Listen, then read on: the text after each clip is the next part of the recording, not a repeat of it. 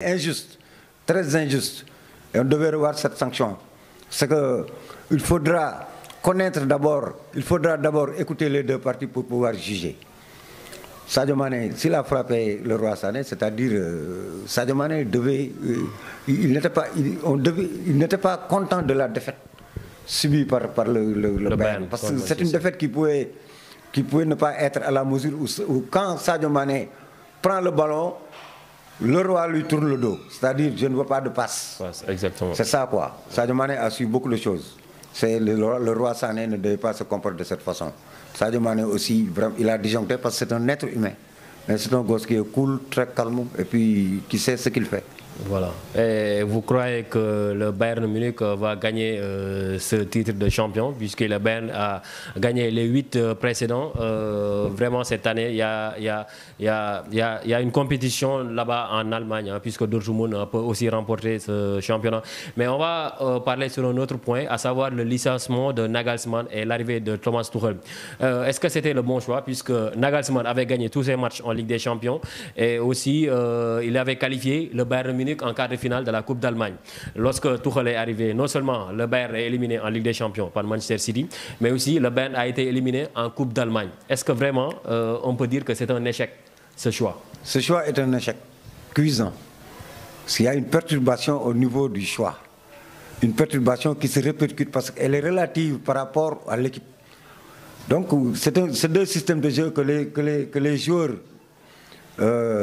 doivent dissocier pour être sur le bon tamping. On ne devait pas licencier Nagelsmann et puis faire venir Tuchel. Ça fait une perturbation que le Bayern est en train de subir. Le Bayern, moi je doute même que le Bayern sera champion du... Parce qu'il y a des problèmes là-bas. Ils ont seulement un point d'avance sur le... C'est ça, quand il y a tension dans une équipe, c'est-à-dire ça ne peut plus marcher quoi, parce que les gens ne sont plus ensemble. Et pour aller loin, il faut être ensemble. Donc il y a ce problème-là qui se pose au niveau du Bayern de Munich.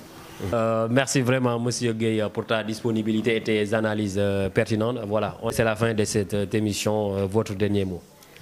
Je vous remercie et vous encourage dans votre entreprise de pouvoir relayer les messages sur le côté sportif au niveau du Sénégal et dans le monde.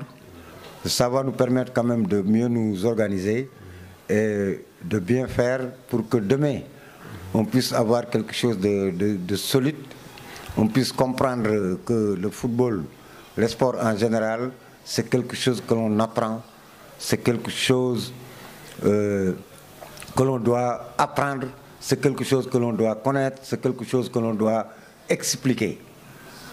Donc, je vous remercie de votre disponibilité et de m'avoir invité encore sur ce premier plateau sportif, Siou Sport.